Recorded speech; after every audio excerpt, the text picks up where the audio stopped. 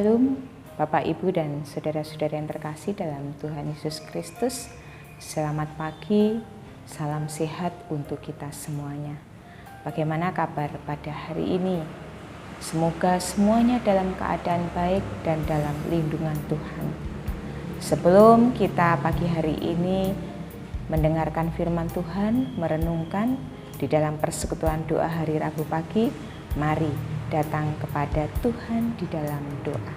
Mari kita berdoa. Allah Bapa kami yang bertahta dalam kerajaan surga yang maha mulia, mengucapkan segala puji dan syukur terima kasih.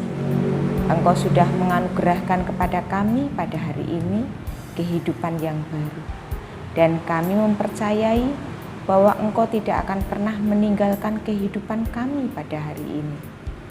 Kami mohon berkat dari Tuhan untuk kami boleh memulai kehidupan kami hari ini dengan penyertaan dari Engkau saja. Oleh karena itu pagi ini kami rindu untuk memperoleh berkat dari tempat yang maha tinggi. Firman-Mu akan menolong kami, memberi kekuatan, memberikan semangat, memberikan penghiburan untuk kami tetap setia melangkahkan kaki kehidupan kami berjalan bersama-sama dengan Tuhan. Mohon pengampunan untuk setiap dosa dan kesalahan kami. Dan waktu ini seutuhnya kami serahkan kepada Engkau Sang Pemilik kehidupan kami. Hanya di dalam nama Putra-Mu yang tunggal Tuhan kami Yesus Kristus, kami berdoa dan mengucap syukur. Amin. Ibu Bapak dan jemaat yang terkasih dalam Tuhan Yesus Kristus, pagi hari ini kita akan mempelajari Injil Matius. Karena minggu ini kita memasuki minggu Advent yang pertama, minggu persiapan kedatangan Tuhan Yesus Kristus. Injil Matius pasal yang kedua, ayat yang pertama sampai dengan ayat yang ke-6. Injil Matius pasal yang kedua, ayat yang pertama dan ke-6. Pertama sampai dengan ke-6. Lembaga Alkitab Indonesia memberikan judul pada perikop ini, Orang-orang Majus dari Timur. Sesudah Yesus dilahirkan di Betlehem di tanah Yudea pada zaman Raja Herodes, datanglah orang-orang Majus dari timur ke Yerusalem dan bertanya-tanya, "Di manakah dia, raja orang Yahudi yang baru dilahirkan itu? Kami telah melihat bintangnya di timur dan kami datang untuk menyembah dia." Ketika Raja Herodes mendengar hal itu, terkejutlah ia beserta seluruh Yerusalem. Maka dikumpulkannya semua imam kepala dan ahli Taurat bangsa Yahudi. Lalu dimintanya keterangan dari mereka di mana Mesias akan dilahirkan. Mereka berkata kepadanya, "Di Betlehem, di tanah Yudea, karena demikianlah ada tertulis dalam kitab Nabi. Dan engkau Betlehem tanah Yehuda, engkau sekali-kali bukanlah yang terkecil di antara mereka yang memerintah Yehuda. Karena daripada mula akan bangkit seorang pemimpin yang akan menggembalakan umatku Israel." Sedemikian panjang pembacaan kitab. Yang berbahagia adalah mereka yang mendengarkan firman Tuhan, merenungkan dan melaksanakan dalam kehidupan sehari-hari. Bapak, Ibu, anak-anakku terkasih dalam Tuhan Yesus Kristus, nats yang kita baca ini adalah bagian dari sekitar cerita tentang Natal. Ketika kita mempelajari Injil, 5 Injil seluruhnya berbicara tentang kelahiran Tuhan Yesus Kristus dengan versi mereka masing-masing. Dan salah satu Injil yang kita baca di sini adalah Injil Matius. Ketika kita bercerita atau mendengarkan atau membaca tentang seputar berita Natal, banyak sebenarnya kisah-kisah, banyak sebenarnya tokoh-tokoh yang terlibat di dalam cerita tentang Natal. Yang ketika kita pelajari, ada bagian-bagian yang menarik untuk menjadi pembelajaran buat kita. Kisah ini terjadi setelah 2 tahun kelahiran Tuhan Yesus. Artinya sesudah cukup agak lama Tuhan Yesus lahir di Betlehem. Kisah ini dimulai dengan kedatangan orang Majus dari timur yang mengalami perjalanan cukup panjang. Mereka mencari tanda bintang yang mereka lihat dan mereka mengetahui itu ada di sekitar Yerusalem. Ketika orang Majus ini mengetahui bahwa bintang yang dilihat itu jatuhnya atau terlihat di sekitar Yerusalem, maka mereka beranggapan bahwa penguasa Yerusalem saat itu, yaitu Raja Herodes, pasti mengetahui tentang keberadaan apa yang terjadi di wilayahnya. Sehingga orang Majus ini pada akhirnya mendatangi Raja Herodes. Mereka ingin mengetahui di manakah kedatangan Mesias. Tentu hal yang menarik di sini adalah ketika Raja Herodes terlihat terkejut dan bingung. Karena ternyata yang mengetahui keberadaan adalah justru orang-orang di luar Yerusalem, yaitu dikatakan di sini adalah orang Majus. Serta-merta Raja Herodes mengumpulkan setiap orang-orang yang ada di sekitarnya yang ahli di dalam kitab nubuat nabi-nabi. Maka kemudian Raja Herodes memanggil dikumpulkannya semua imam kepala dan ahli Taurat bangsa Yahudi. Kenapa mereka yang ditanya atau dipanggil? Karena Raja Herodes beranggapan bahwa para imam kepala dan ahli Taurat tahu tentang nubuatan Alkitab yang mereka baca. Dan jawaban mereka cukup mengagetkan Raja Herodes. Dan engkau di Betlehem, ketika mereka berkata kepadanya, di Betlehem di tanah Yudea, karena demikianlah ada tertulis dalam kitab Nabi. Ternyata para imam kepala dan ahli Taurat sudah mengetahui nubuatan dari kitab Nabi ini. Sehingga serta mereka merujuk kepada kitab nubuatan ini.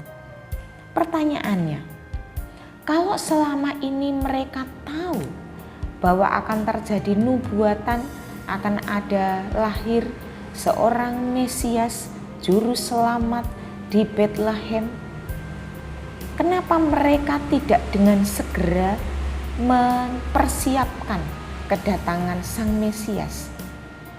Apalagi ketika Majus datang. Serta merta mereka yang sudah mendengar, mengerti, harusnya kalau pada zaman sekarang para ahli Taurat dan kepala imam kepala ini menjadi panitia penyambutan Mesias. Tetapi ternyata yang terjadi dari mereka menutup mata. Mereka melewati berkat yang seharusnya mereka terima. Karena bagi mereka mencari dalam tanda kutip adalah aman. Mereka mengetahui bagaimana konsekuensinya ketika mereka menyampaikan berita tersebut kepada Herodes, sang raja saat itu. Karena mereka beranggapan secara manusia, kedatangan Sang Mesias ini akan mengganggu kedudukan Raja Herodes. Jemaat yang terkasih dalam Tuhan Yesus Kristus, sebenarnya imam kepala dan ahli Taurat ini adalah orang-orang yang sangat beruntung. Kenapa dikatakan sebagai orang-orang yang beruntung? Mereka adalah orang-orang yang bisa mendapatkan berkat, peluang, karena mereka mengetahui berita itu lebih dahulu. Mereka mengetahui nubuatan itu lebih dahulu daripada orang-orang kebanyakan ataupun daripada Raja Herodes. Mungkin kita pernah seperti kedudukannya ahli Taurat dan imam kepala. Kita memiliki sebuah berita sukacita, kita memiliki sebuah informasi tetapi serta-merta itu kita simpan untuk tidak kita beritakan. Kita melewati setiap berkat yang seharusnya kita terima karena kita menganggap hal tersebut tidak penting. Kadangkala kita sering tahu isi Alkitab. Kita tahu perintah yang tertulis di dalam Alkitab. Tetapi kadangkala kita enggan mempelajarinya secara detail. Apa yang terkandung di dalam isi Alkitab ini, perintah yang terkandung di dalamnya kita abaikan. Karena kadangkala kita lebih mementingkan, mengejar sesuatu yang nampak di depan mata kita.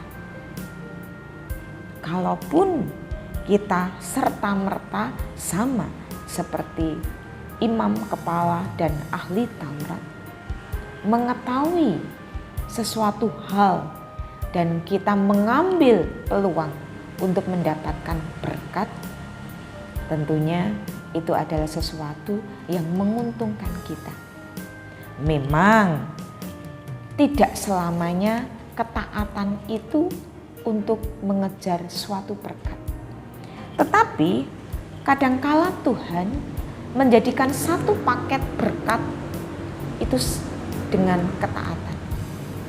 Tuhan seringkali melimpahkan berkat-berkatnya ketika kita dalam tanda kutip memegang teguh kepatuhan dan ketaatan kita kepada Tuhan.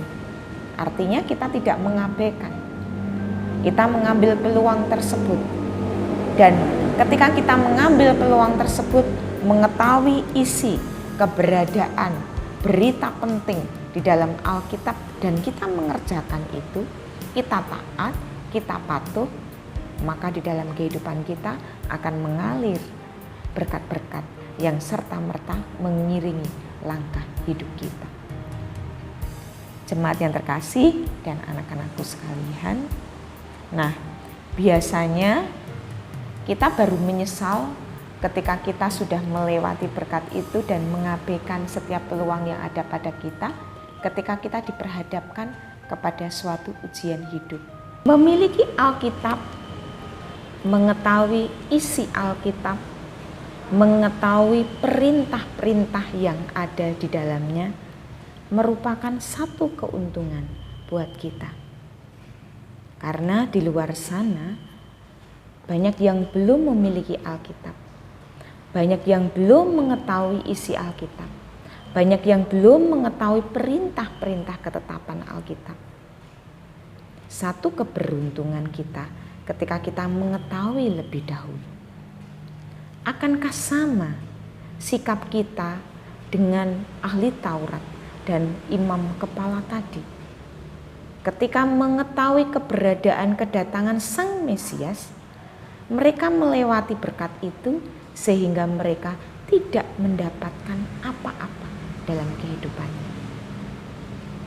Ketika kita mempunyai waktu, kesempatan, dan kita memiliki peluang yang baik dalam kehidupan kita, jangan pernah lewatan.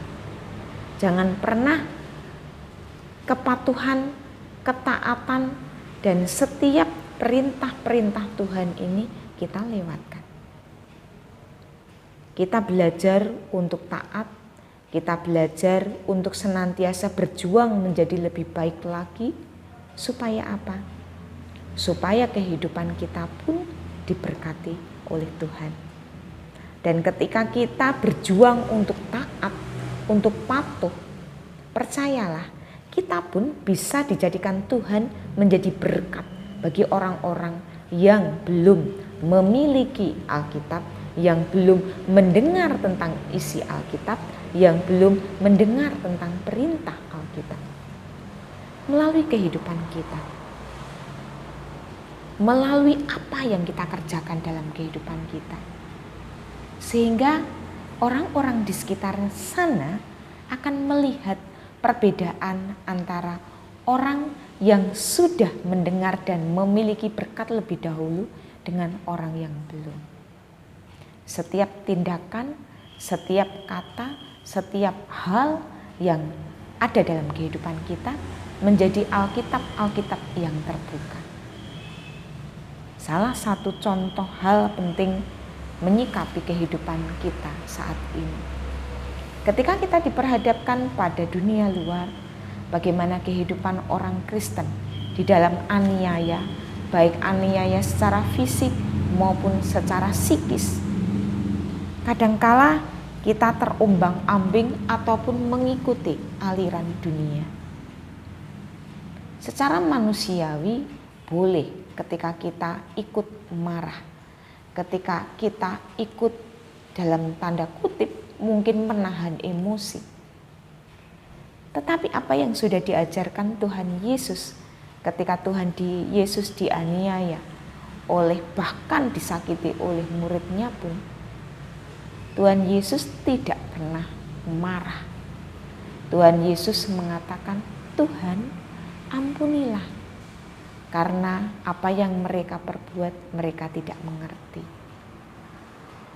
Kita mengetahui isi Alkitab ini, sehingga ketika kita sudah mengetahui isi Alkitab ini, kita menjadi berkat juga bagi mereka. Dengan mendoakan orang-orang yang sudah menyakiti bagian dari kita. Tuhan ampunilah orang-orang yang sudah menyakiti kami. Lembutkanlah hatinya untuk mereka pun boleh menerima anugerah berkat dari Tuhan. Dengan demikian kita tidak melewati berkat yang kita terima. Kita bisa mengalami, kita bisa merasakan berkat-berkat yang tercurah di dalam kehidupan kita. Firman itu memberikan pengaruh dan mengubah kehidupan kita. Tidak mungkin firman itu hanya berlalu dan lewat di dalam kehidupan kita. Kita akan mengalaminya dan berjuang untuk menjadi pelaku-pelaku firman, tidak hanya menjadi pendengar-pendengar firman.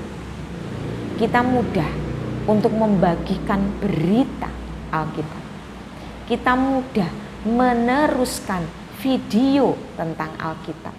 Kita mudah berceramah tentang Alkitab. Tetapi sebuah pertanyaan, sebelum kita meneruskan, sebelum kita membagi, sebelum kita memberikan renungan kepada orang lain, sudahkah kita menjadi berkat juga bagi diri kita sendiri untuk mengalaminya? Hati-hati ketika kita berbicara tentang hal menghakimi, tetapi kita tidak menghakimi diri kita sendiri. Kita tidak menyangkal diri kita sendiri. Artinya kita sama saja seperti ahli Taurat dan imam kepala tadi. Mengetahui tetapi tidak mengerjakan. Selamat merenungkan bagian firman Tuhan, dan kita memasuki minggu Advent ini dengan penuh sukacita, penuh kegembiraan, karena kita sudah memiliki satu berkat, yaitu Alkitab dan isi, sehingga kita memiliki peluang untuk memperoleh berkat dari Tuhan. Amin. Tuhan memberkati. Kita akan berdoa kepada Tuhan. Allah Bapa kami yang bertahta dalam kerajaan surga yang maha mulia, terima kasih hari-hari yang kami lewati pada saat ini tiba di penghujung di tahun 2020. Tahun ini merupakan perjuangan kami yang sangat berat di dalam kehidupan secara jasmani, karena kami berperang melawan COVID-19. Tetapi kami bersyukur kami boleh melaluinya sampai dengan di bulan Desember ini. Kami memasuki minggu Advent yang pertama ini, artinya semakin dekat kami menantikan kedatangan Tuhan Yesus. Tuhan, jadikan kami tidak hanya menjadi pendengar dari Alkitab maupun firman-Mu, tetapi jadikan kami sebagai pelaku-pelaku firman-Mu yang akan menolong kami semuanya untuk berlaku menjadi berkat. Kami boleh introspeksi kehidupan diri kami, belajar terus-menerus untuk kami boleh menjadi orang yang berbeda, karena kami memiliki firman Tuhan dan kami mengerti isi dari firman Tuhan. Mampukan untuk kami boleh berjuang, mewujudkan, melaksanakan setiap perintah Tuhan, dan juga berjuang untuk patuh dan taat kepada firman, sehingga kehidupan kami pun memperoleh berkat dari Tuhan. Terima kasih Tuhan. Dan biarlah Engkau senantiasa hadir di tengah-tengah kehidupan kami beserta dengan keluarga kami. Engkau terus memberikan semangat untuk kami tidak patah, untuk kami tidak pasrah, untuk kami tidak letih lesu, namun kami menyerahkan seluruh kehidupan kami kepada Tuhan. Karena kami percaya perjuangan kami tidak sendirian. Engkau akan senantiasa hadir dan menolong kami semuanya. Terima kasih. Mohon pengampunan untuk setiap dosa, kesalahan yang tidak berkenan di hadapan Tuhan. Dan hanya di dalam nama Putramu yang tunggal, Tuhan kami Yesus Kristus, kami berdoa dan mengucap syukur. Amin. Akhirnya, selamat pagi, Tuhan memberkati kita semuanya. Amin.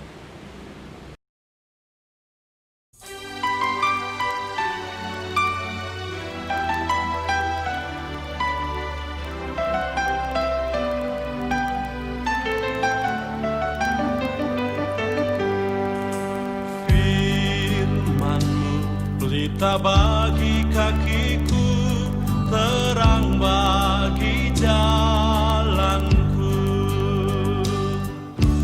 Firman-Mu pelita bagi kakiku, terang bagi jalanku. Waktu ku bimbang dan hilang jalanku, tetaplah Kau di sisiku, dan takkan ku takut asal Kau di dekatku, besertaku selamanya.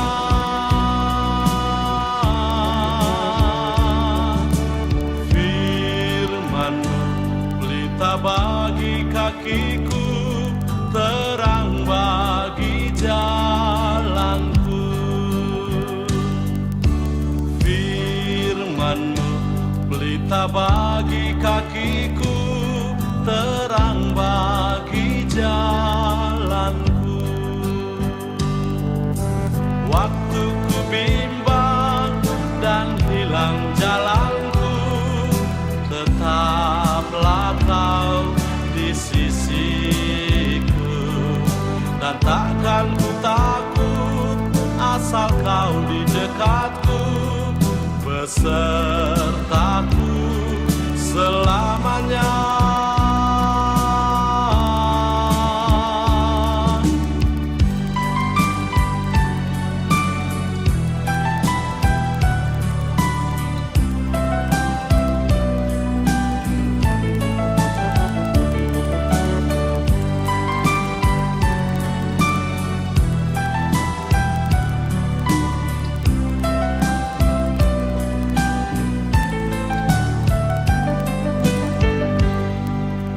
Firman-Mu pelita bagi kakiku, terang bagi jalanku.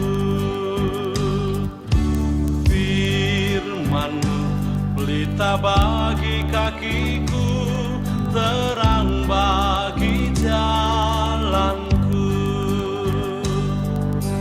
Waktu ku bimbang dan hilang jalanku, tetaplah Kau di sisiku, dan takkan ku takut asal Kau di dekatku, besertaku selamanya.